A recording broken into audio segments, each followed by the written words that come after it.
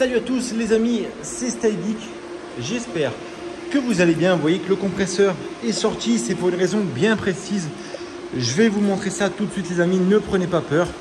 Voilà, tout simplement dans plusieurs snaps et plusieurs vidéos auparavant, je vous ai dit que j'étais en train de vendre quelques rigs et je vais vous montrer tout simplement la raison.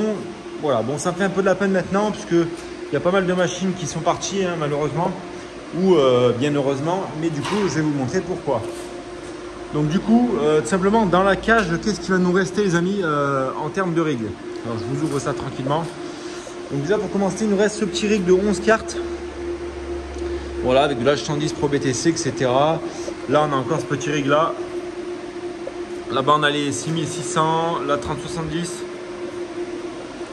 Là on a les 8 3070 non LHR. Là on a de la RX 5700. Un rig qui a pas mal de vécu. Là on a ma caisse de minage les amis avec les RX 5700 dedans. Et là-bas on a de la 3070, 3060 Ti, 3080 non LHR les amis. Donc les amis, il me reste actuellement un total de 2,6 GHz sur de l'Ethereum. Alors certains d'entre vous vont me dire oui mais pourquoi tu as vendu, etc. C'était peut-être pas le bon moment de vendre, etc. etc.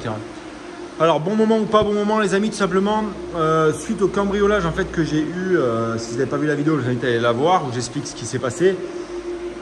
Du coup les amis tout simplement j'ai été dégoûté, écœuré, tout ce que vous voulez. Donc j'ai vendu, vous voyez il y avait 2 rigs ici, 2 rigs là. J'ai vendu 6 rigs j'ai vendu les amis. Voilà tout simplement. Donc la raison c'est que j'ai été écœuré, j'ai voulu passer à autre chose. J'ai voulu me diversifier un peu parce que c'est vrai que les rigs qui minent de l'Ethereum sont les plus rentables actuellement. Mais tout simplement, j'ai voulu passer sur quelque chose de peut-être qui va devenir rentable après. Donc ça reste rentable à l'heure actuelle, mais forcément, derrière, va falloir assumer aussi. Donc je vais vous montrer pourquoi, je vais vous montrer comment, qu'est-ce qui va se passer, comment faire, etc. Allez, c'est parti les amis, petite présentation. Donc pour ça les amis, on va aller se rendre tout simplement dans mon bureau. Certains vont reconnaître, etc. Donc voilà. Donc les amis, déjà on a 2 petites boîtes comme ça les amis, tout simplement. Donc certains ont déjà reconnu le logo Bitmain les gars. Voilà, il y en a un qui est ici, un qui est là. Donc celui-là je viens de l'ouvrir, je vous l'ai posé sur la table les amis.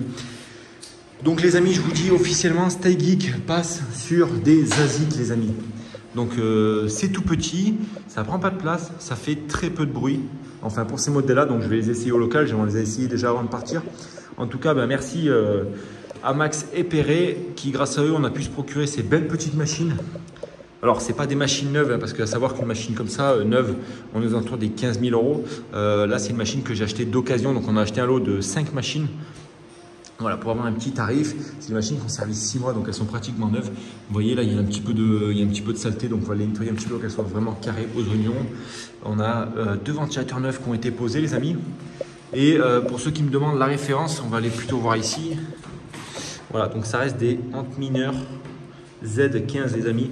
Alors ces modèles là, il y a 2 modèles, il y a le Z15E et il y a le Z15 normal. Donc le Z15 normal, celui-ci il sort 420 sols, donc sans overclock, sans rien. Et il y a le Z15E qui sort lui 210 sols, donc la moitié bien évidemment. Et en termes de consommation, on est sur du 1500 watts, enfin 1510 watts approximativement, plus 10%. Donc c'est les ASIC qui nous ont été vendus sans alimentation.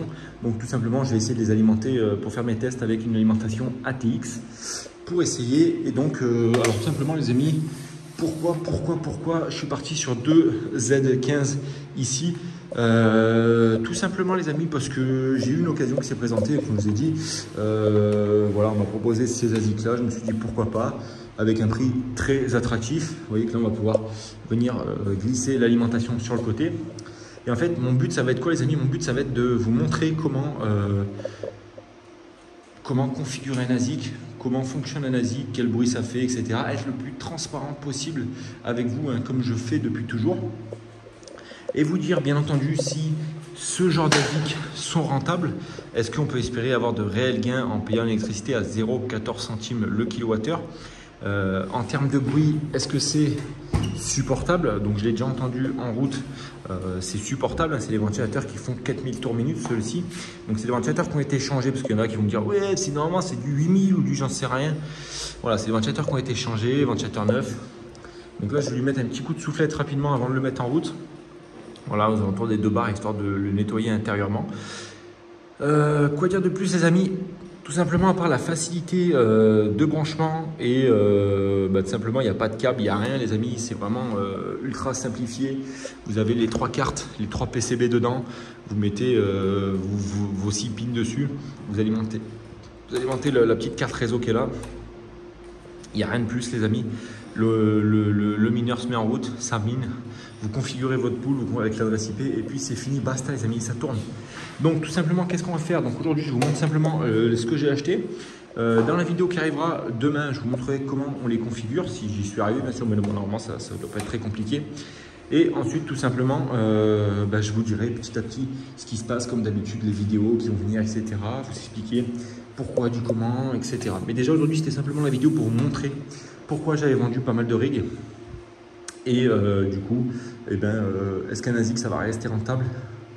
Du coup, ça c'est un ASIC qui va pouvoir miner du coup du pirate, donc de l'ARRR, c'est assez compliqué, de l'Equihash, Zencash, ZEC, enfin 6 petites cryptos il fait, donc c'est plutôt pas mal.